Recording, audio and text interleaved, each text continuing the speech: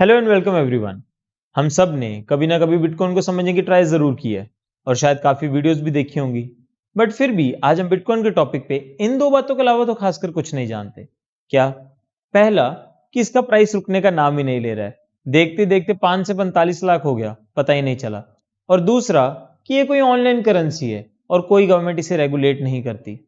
इस वीडियो में हम बिटकॉइन को 0 से 100 तक हर फैक्ट को एग्जांपल्स के थ्रू समझेंगे, ताकि इस वीडियो के बाद आपको इस टॉपिक में तो खासकर कोई डाउट ना रहे।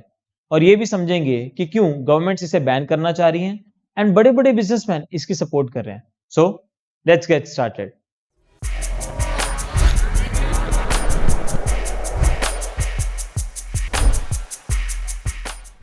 2008 में यूएसए में कुछ बैंक्स ने बैड लोन्स दिए और उनकी इस गलती की सजा पूरी दुनिया ने भुगती, क्योंकि हम सब रिसेशन में चले गए और उनके कारण हमें भी फाइनेंशियली बहुत भुगतना पड़ा। 2016 में एक ही झटके में 500 और 1000 के नोट डिमोनेटाइज कर दिए गए और हमारा घर पड़ा पैसा इनवैलिड हो गया। हमें खुद के ही पैसों के लिए लंबी लंबी लाइनों में खड़ा होना पड़ा। 2020 में कोरोना वायरस के टाइम पर दुनिया की बहुत सारी सरकारों ने एक्स्ट्रा नोट्स छापे और हमारे घर पड़ा पैसा डीवैल्यू हो गया। अब वो डी वैल्यू कैसे हो गया वो एक बार समझ लेते हैं। इसके लिए एक हाइपोथेटिकल एग्जांपल ले लेते हैं। मान लेते हैं एक ऐसा देश एग्जिस्ट करता है जहां पे सिर्फ एक ही किलो आटा है और इस पूरे देश में और कोई एसेट एग्जिस्ट नहीं करता, और इस देश में एक ही पर्सन है जिसके पास 100 रुपीज है। तो अब इस 1 किलो आटे की वैल्यू क्या हुई? 100 रुपीज, क्योंकि ना तो इस पूरे देश में और कोई करेंसी है ना और आटा है। अगर अब मैं करेंसी को बढ़ा भी दूं, मैं 900 रुपीज के नोट और छाप दूं, अब इस पूरे देश में 1000 रुपीज हो गए। तो अब आटा तो एक ही किलो है ना, तो अब तुम्हें 1000 रुपीज में 1 किलो आटा मिलेगा। जो पर्सन पहले 100 रुपीज में 1 किलो आटा खरीद रहा था, अब उसे 100 रुपए में 100 ग्राम मिलेगा। इससे महंगाई बढ़ गई। तो जब भी दुनिया में कोई भी गवर्नमेंट एक्स्ट्रा नोट्स छापती है तो वो महंगाई बढ़ जाती है उससे। इन 3 एग्जाम्पल से हमें एक बात तो समझ आती है कि हमारे ही पैसों का कंट्रोल हमारे हाथ में तो नहीं है। हो सकता है कल को मैं लिवाइस के शोरूम जाऊं और मेरा कार्ड ही ना चले, क्योंकि शायद मेरा बैंक फेल कर गया हो। तो ना तो मेरा पैसा बैंक में सेफ है, ना मेरा पैसा घर में सेफ है, क्योंकि हो सकता है कल को डीवैल्यू कर जाए या डीमोनेटाइज हो जाए।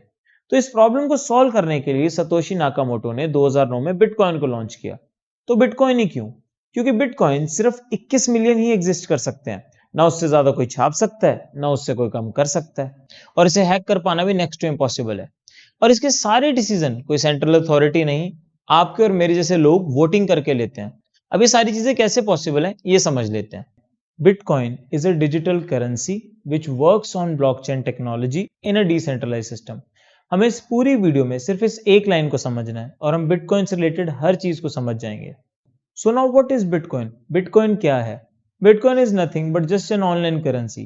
किसी भी चीज को करेंसी कहने के लिए उसमें 5 कैरेक्टरिस्टिक्स होने बहुत जरूरी हैं। फर्स्ट, स्केर्सिटी, यानी उसकी सप्लाई रेगुलेटेड होनी चाहिए। जैसे रुपये के केस में आरबीआई उसकी सप्लाई रेगुलेट करता है, एंड बिटकॉइन तो है ही 21 मिलियन, तो उसे तो क्या ही रेगुलेट करना। Second point, divisibility. जैसे रुपये के केस में एक पैसा अवेलेबल है। एक पैसा क्या होता है? 1/100 तो फिर रुपये। ऐसे ही बिटकॉइन के केस में एक सतोशी अवेलेबल है, और एक सतोशी क्या होता है? 1/10 crore part of a bitcoin. मतलब बिटकॉइन अप टू 8 डिजिट तक डिविजिबल है। अब ऐसा क्यों किया जाता है? ताकि हम छोटी से छोटी चीज उस करेंसी से खरीद पाए। Third point, transportability. मतलब हम उसे किसी को ट्रांसफर कर सकें।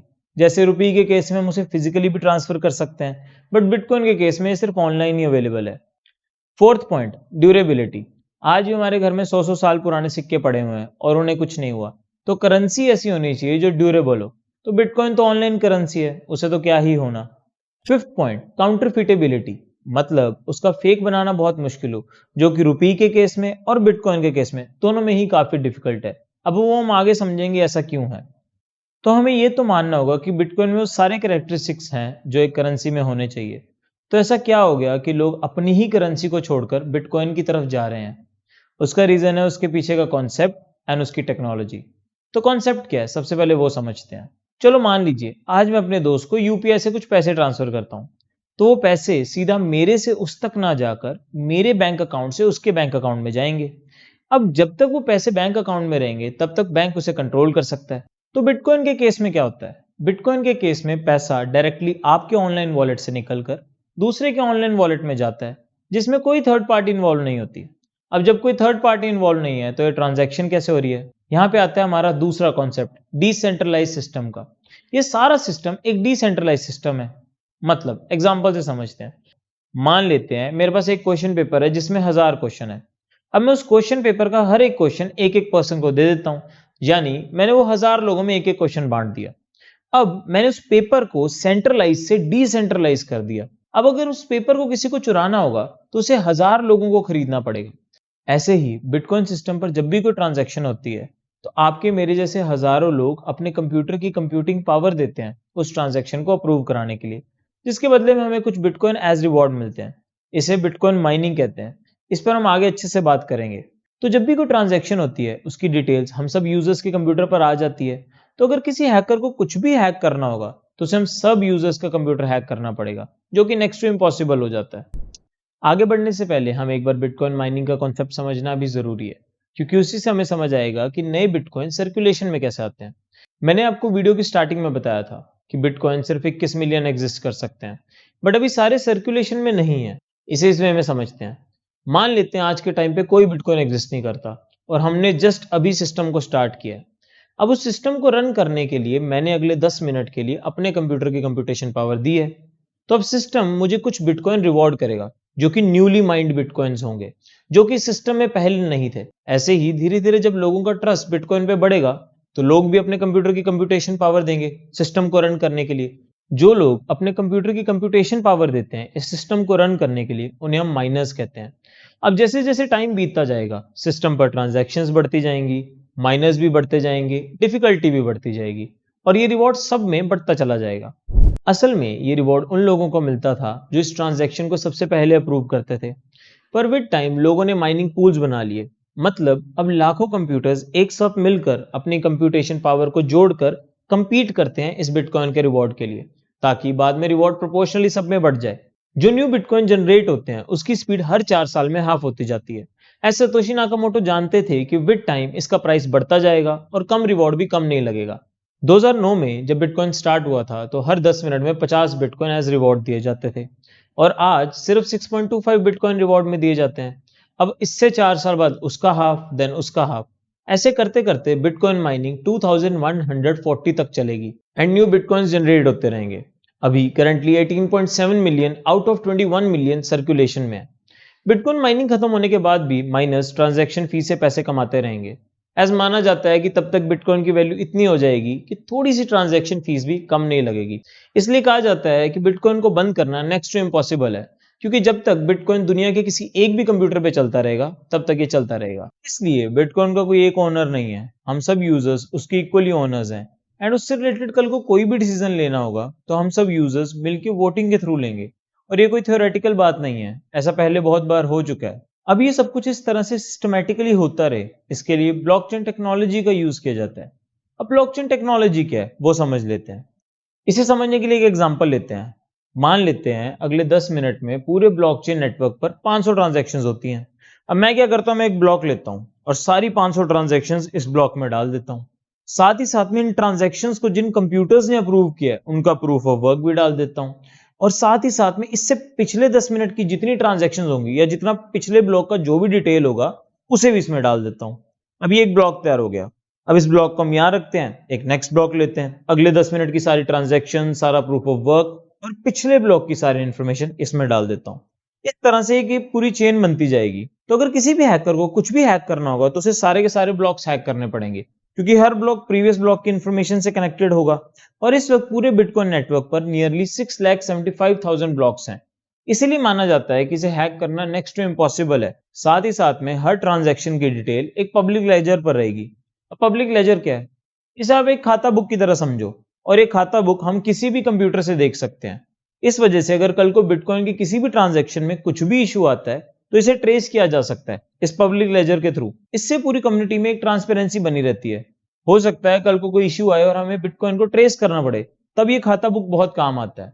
एक इंपॉर्टेंट पॉइंट, अगर आप कोई भी ट्रांजैक्शन करते हो तो आप चाहो तो अपनी आइडेंटिटी को एनोनिमस रख सकते हो, पर सारी transaction details with transaction amount इस खाता बुक पे हमेशा रहेंगी। तो इसलिए ये पब्लिक लेजर इतना इंपॉर्टेंट है। अब मैं वो लाइन फिर से रिपीट करूंगा जो मैंने वीडियो की स्टार्टिंग में कही थी। Bitcoin is a digital currency which works on blockchain technology in a decentralized system. अगर अब आपको लाइन समझ आ गई है तो कंग्रेचुलेशंस, क्योंकि आपको बिटकॉइन समझ आ चुका है। एंड एक टॉपिक को समझ लेने के बाद उसका नफा या नुकसान समझना बहुत जरूरी और बहुत इजी भी हो जाता है। तो एक बार इसके एडवांटेजेस और डिसएडवांटेजेस की बात कर लेते हैं। Advantages: decentralization, transparency, flexibility in changing laws, protection from inflation, security, privacy, cost effective, smart contracts, fast way to transfer funds. इसके एडवांटेजेस को हम कहीं ना कहीं वीडियो में समझ चुके हैं, फिर भी एक बार इसे लिस्ट करना जरूरी था। जो एक एडवांटेज हमने डिस्कस नहीं किया है वो है स्मार्ट कॉन्ट्रैक्ट का, उसे एक बार ब्रीफली डिस्कस कर लेते हैं। एक टाइम था जब जुबानी सब कुछ थी, मैंने कह दिया आपने मान लिया, इसी पे दुनिया टिकी थी। फिर आया पेपर वर्क का टाइम, अब लोग पेपर वर्क से भी नहीं डरते क्योंकि केस इतने लंबे लंबे चलते हैं। फिर ऑनलाइन करेंसी के मार्केट में आने से स्मार्ट कॉन्ट्रैक्ट का कॉन्सेप्ट आया। अब वो क्या है वो समझते हैं। एग्जाम्पल लेते हैं। मान लेते हैं आज मैं आपके पास आता हूं और आपसे 1 लाख रुपए लोन लेता हूं और अपना ऑनलाइन गोल्ड आपके पास गिरवी रख देता हूं। अब वो गोल्ड ना तो मेरे अकाउंट से आपके पास जाएगा, ना तो उसे मैं यूज कर पाऊंगा, बस वो यहाँ पे लॉक इन हो जाएगा। अब हमारा कॉन्ट्रैक्ट ये है कि अगर मैंने 1 साल में आपको 1 लाख रुपए ना दिए तो वो गोल्ड अपने आप तक आ जाए, और अगर वो 1 साल में मैं आपको 1 लाख रुपए वापस कर दूं विद इंटरेस्ट तो वो गोल्ड अनलॉक हो जाए। अब इस पूरे केस में ना तो हमने एक दूसरे की जुबान पे भरोसा किया, ना किसी पेपर वर्क पे, हमने एक सिस्टम पे भरोसा किया जिससे फ्रॉड होने के चांसेस बहुत कम हो गए। अब एक बार इसके डिसएडवांटेजेस को भी अच्छे से समझ लेते हैं। First, crime concern. बिटकॉइन की ट्रांजैक्शन अनट्रेसेबल होती हैं, तो इसे काफी सारी इलीगल एक्टिविटीज जैसे drug trafficking, tax evasion, money laundering जैसी चीजों के लिए यूज किया जा सकता है। Second point, price volatility. जब तक ये वाइडली एक्सेप्ट नहीं होता तब तक इसका प्राइस कुछ मेजर इन्वेस्टर के डिसीजन पे डिपेंड करता है। मान लो आज कोई इसमें $1.5 बिलियन इन्वेस्ट करता है तो इसका प्राइस एकदम से स्पाइक कर जाएगा, तो इस तरह से वो इनडायरेक्टली इसके प्राइस को कंट्रोल कर सकते हैं। Third, cyber security issues. माना क्रिप्टो करेंसी को हैक करना बहुत मुश्किल है, बट मान लो आप कल को किसी साइट पर ट्रेड कर रहे हो और उस साइट का डाटा लीक हो जाए और आपका पासवर्ड भी कॉम्प्रोमाइज हो जाए, तो कल को आप अपना पासवर्ड रिकवर तक नहीं कर पाओगे क्योंकि अब कोई इंटरमीडिएरी नहीं है जो आपको पासवर्ड रिकवर कर दे। एक कॉमन डाउट जो हम सबके दिमाग में कभी ना कभी जरूर आया होगा, दैट इज कि इस बिटकॉइन की इतनी वैल्यू क्यों है। चलो समझ लिया ब्लॉकचेन टेक्नोलॉजी, समझ लिया बिटकॉइन, समझ लिया डिसेंट्रलाइजेशन, बट फिर भी एक ऐसे कॉइन के पैसे में क्यों भरूं जिसे मैं छू तक नहीं सकता, और अगर इसमें वैल्यू है तो इतनी फ्लक्चुएटिंग क्यों है, इसे एक बार समझ लेते हैं। तो पहले ये समझते हैं कि बिटकॉइन की वैल्यू क्यों है। सिंपली क्योंकि आपके और मेरे जैसे लोग मानते हैं कि इसकी वैल्यू है तो इसकी वैल्यू है। अभी आंसर सुनने में कितना भी अटपटा लगे बट सच यही है। एक एग्जांपल से समझते हैं। आज भी कितने एंटीक कॉइन्स की वैल्यू लाखों में है, कितने लोग उसे लाखों में खरीदते और बेचते हैं। जिस कॉइन को आज मैं यूज तक नहीं कर सकता उसके भी हम इतने पैसे पे करते हैं। क्यों? क्योंकि आपके और मेरे जैसे लोग मानते हैं कि उसकी इतनी वैल्यू है तो उसकी इतनी वैल्यू है। इसे समझने के लिए हम एक और एग्जांपल ले लेते हैं, गोल्ड की। गोल्ड का प्राइस पिछले 1 साल में कोरोना वायरस के टाइम पर 1.4 टाइम्स हो गया था। कि 1 साल में उसकी यूटिलिटी बढ़ गई? क्या लोगों ने उसे ज्यादा यूज करना स्टार्ट कर दिया? नहीं। हुआ क्या कि लोगों का खुद का विश्वास अपनी खुद की फिएट करेंसी से उठ गया और लोगों ने माना कि कल कोई करेंसी रहे ना रहे, डीमोनेटाइज हो जाए, डीवैल्यू हो जाए, कुछ नहीं पता, अपना पैसा उठा के गोल्ड में डाल दो क्योंकि कल को ये लिमिटेड है, इसका वैल्यू तो बढ़ेगा ही बढ़ेगा और इसकी वैल्यू हमेशा रहेगी। ऐसे ही बिटकॉइन में जब लोग इन्वेस्ट करते हैं तो बिटकॉइन में डायरेक्टली इन्वेस्ट ना करके उसके पीछे की टेक्नोलॉजी में इन्वेस्ट करते हैं एंड मानते हैं कि ये लिमिटेड है और कल को इसका प्राइस बढ़ेगा, इसीलिए उसका प्राइस है। तो इन दो एग्जांपल से हमें ये तो समझ आ गया कि बिटकॉइन की वैल्यू लोगों के ट्रस्ट पे कैसे डिपेंड करती है। अब जैसे जैसे लोगों का ट्रस्ट इंक्रीज होगा वैसे वैसे बिटकॉइन की वैल्यू इंक्रीज होगी। इस पॉइंट को समझने के लिए हम एक हाइपोथेटिकल एग्जांपल लेते हैं। मान लेते हैं मैं आज अपनी खुद की एक करेंसी स्टार्ट करता हूं, देन पॉपुलर ओपिनियन की खुद की करेंसी स्टार्ट करता हूं, टीओ करेंसी। अब इस एक टीओ की वैल्यू क्या है, क्योंकि अब ये एक ही टीओ एग्जिस्ट करता है और ये एक ही टीओ एग्जिस्ट करेगा, ये मेरा कॉन्सेप्ट है। अब कल को आके कोई इसके कॉन्सेप्ट पे ट्रस्ट करता है और कहता है मैं आपको अपनी एक टेस्ला दे दूंगा जिसकी वैल्यू 50 लाख है, आप मुझे ये करेंसी दे दीजिए, तो मैं उसे करेंसी दे देता हूं। अब इस डील के बाद इसकी वैल्यू क्या हुई? 50 लाख। कल को कोई उन्हें आगे 2 टेस्ला ऑफर करेगा तो इसकी वैल्यू क्या हुई? 1 करोड़।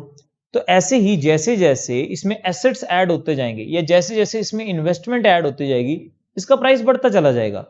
ऐसे ही दुनिया के सारे क्रिप्टो करेंसीज का प्राइस इसीलिए है क्योंकि लोग उसमें ट्रस्ट दिखाते हैं और उसमें अपना इन्वेस्टमेंट ऐड करते जा रहे हैं। या इन अदर वर्ड्स, जैसे जैसे वाइडली एक्सेप्ट होता जाएगा इसका प्राइस बढ़ता जाएगा। दुनिया में हर चीज, चाहे स्टॉक्स, रियल एस्टेट, गोल्ड, सभी इसी डिमांड एंड सप्लाई पे वर्क करते हैं। जब भी सप्लाई कम होगी एंड डिमांड ज्यादा होगी तो प्राइस अप जाएगा।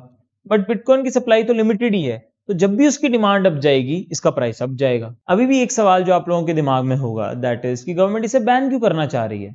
बट एक सवाल ही गलत है, क्योंकि क्वेश्चन ये नहीं है कि why they want to ban it, but question ये है कि can they actually ban it. आज देश में पॉर्न बैन है, पर वो कितना बैन है हम सबको पता है। अभी अभी आईपीएल स्टार्ट हुआ था, बैटिंग भी कितनी बैन है वो भी हम सबको पता है। तो क्या जो चीज इंटरनेट पे एग्जिस्ट करती है हम उसे एक्चुअली में बैन कर सकते हैं? और अगर नहीं तो इस बैन का मतलब क्या होगा जो गवर्नमेंट इस पे इम्पोज करेगी कि you can't use it as a legal tender. मतलब आप उसकी जाके एक ब्रेड नहीं खरीद पाओगे। आप ये नहीं कह सकते कि मैं एक बिटकॉइन की ब्रेड खरीदने जा रहा हूं। आज क्रिप्टो करेंसीज $1 ट्रिलियन से ज्यादा की इंडस्ट्री है। तो अगर कोई भी कंपनी बिटकॉइन एक्सेप्ट करती है या बिटकॉइन पर अपना बिजनेस मॉडल खोलना चाहती है तो इंडिया में नहीं खोल पाएगी। अगर कोई कंपनी बिटकॉइन में अपने एम्प्लॉयज को पे करती है तो भी वो इंडिया में नहीं कर पाएगी। तो हम इनडायरेक्टली इतनी फास्ट ग्रोइंग इंडस्ट्री को अपनी कंट्री से बैन कर रहे हैं। आरबीआई ने 2018 पर इस पर बैन इंपोज किया था और 2020 में सुप्रीम कोर्ट ने इस पर से बैन हटाते हुए इसे अनकॉन्स्टिट्यूशनल माना। मान लीजिए 30 साल पहले हमने इंटरनेट को बैन कर दिया होता तो आज हम कहां स्टैंड करते ग्लोबली। अब ये सब जानते हुए भी अगर गवर्नमेंट इसे बैन करने की बात कर रही है तो एक बार वो भी समझ लेते हैं क्यों। क्रिप्टो करेंसी के डिसएडवांटेज हम पहले ही डिस्कस कर चुके हैं और हम ये भी जानते हैं कि एक डिसेंट्रलाइज सिस्टम है, मतलब कोई एक इसे कंट्रोल नहीं करता। और शायद यही सबसे बड़ा डर है गवर्नमेंट का, हाथ से कंट्रोल चले जाने का डर। तो कंट्रोल इतना जरूरी क्यों है गवर्नमेंट के लिए, एक बार वो समझ लेते हैं। हमने वीडियो की स्टार्टिंग में डिस्कस किया था कि कैसे दुनिया की बहुत सारी गवर्नमेंट्स ने कोरोना वायरस के टाइम पर एक्स्ट्रा नोट प्रिंट किए।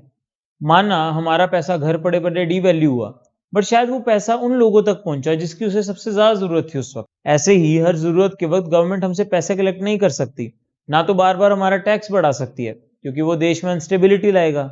इसलिए गवर्नमेंट इनडायरेक्टली हमारे पैसों को कंट्रोल करती है ताकि देश के लिए मेजर फाइनेंशियल डिसीजन ले सके। अगर ये सारा सिस्टम डिसेंट्रलाइज हो गया तो वो ऐसे मेजर डिसीजन कभी ले ही नहीं पाएंगे। तो फिर इस सिचुएशन में गवर्नमेंट करे क्या? गवर्नमेंट ये अच्छे से जानती है कि blockchain technology current financial system के बहुत सारे फ्लॉज को हल कर सकती है, इसलिए they are planning to launch CBDC. अब सीबीडीसी क्या है? Central bank digital currency.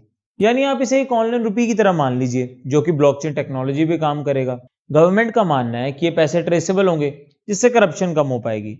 Government चाहे तो आरबीआई से जरूरतमंदों के अकाउंट में डायरेक्टली पैसे ट्रांसफर कर पाएगी और बीच में कोई इंटरमीडिएरी नहीं होगा। नोट्स को प्रिंट करने में और उसे सर्कुलेशन में रखने में जो पैसे खर्च होते हैं वो रिड्यूस होंगे। गवर्नमेंट चाहे तो किसी पर्टिकुलर सेक्टर को बूस्ट भी कर पाएगी। ये सारे जनरल फीचर्स हैं सीबीडीसीज के। अब गवर्नमेंट शायद इसे डिसेंट्रलाइज ना करके सेंट्रलाइज करे और मोस्ट प्रोबेबली ट्रांसपेरेंट भी ना रखे।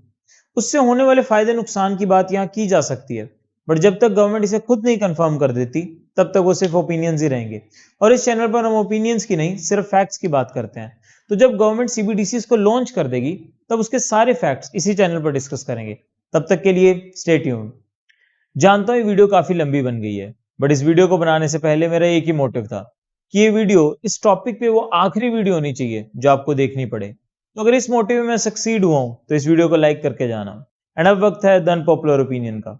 हम सबका ये समझना बहुत जरूरी है कि इस पूरे बिटकॉइन के गेम में बिटकॉइन कभी मेन इनोवेशन था ही नहीं। मेन इनोवेशन ब्लॉकचेन टेक्नोलॉजी थी, क्योंकि ब्लॉकचेन टेक्नोलॉजी ऐसी टेक्नोलॉजी है जो प्राइवेसी, डिसेंट्रलाइजेशन एंड ट्रांसपेरेंसी को प्रमोट कर सकती है। बिटकॉइन को बस आप एक एक्सपेरिमेंट समझिए जो इस टेक्नोलॉजी का फर्स्ट सक्सेसफुल मॉडल था। आज इलेक्शन के वक्त हर पार्टी दूसरी पार्टी पे वोट्स मैनिपुलेशन के लिए ब्लेम करती है। कितना अच्छा हो अगर हम सब घर बैठे प्राइवेटली एनोनिमसली रहते हुए वोट कास्ट कर सकें और वो सब एक पब्लिक लेजर पर रहे जिसके हैक होने के भी चांसेस ना हो। एंड जहां तक बात है बिटकॉइन की एज एन इन्वेस्टमेंट पर्सपेक्टिव से, तो क्या एक रिस्क इन्वेस्टमेंट है? यस, बहुत ज्यादा रिस्क इन्वेस्टमेंट है। तो क्या करें? तो अगर आप कुछ पैसे पीपीएफ में, कुछ रियल एस्टेट में, कुछ म्यूचुअल फंड्स में, कुछ स्टॉक्स में, कुछ गोल्ड में, कुछ आरईआईटीज में डालते हैं तो कुछ पैसे ऐसी रिस्क इन्वेस्टमेंट्स में भी डालिए। एंड ये भी आपका समझना बहुत जरूरी है कि कोई भी इन्वेस्टमेंट छोटी नहीं होती। अगर आपने पूरी जिंदगी में फॉर एग्जाम्पल 1 लाख भी सेव किए हैं और अब से 5 साल पहले आप उसका 2% 2000 भी बिटकॉइन में डालते तो आज वो 4 लाख होता, आपके टोटल इन्वेस्टमेंट का 4 गुना। ऐसे रिस्की इन्वेस्टमेंट्स में रिस्की इन्वेस्टमेंट समझकर ही पैसे डालना, क्योंकि आज का लगाया 2000 कल को जीरो भी हो सकता है। तो अपना हार्ड अर्न पैसे को ध्यान से सोच समझ कर डालना और ग्रीडी मत बनना। बाकी मेरा काम था आप लोगों को फैक्ट्स बताना और फैक्ट्स यहाँ समाप्त होते हैं। इस वीडियो को बनाने में काफी टाइम और काफी रिसर्च लगी है, तो अगर इस वीडियो से मैं आपकी लाइफ में कुछ भी वैल्यूडेशन कर पाया हूं तो इस चैनल को सब्सक्राइब करके जाना। कुछ अच्छा लगा हो तो लाइक करके जाना, कुछ बुरा लगा हो तो जरूर कमेंट सेक्शन में बता के जाना। मिलते हैं अगली वीडियो में, तब तक के लिए जय हिंद।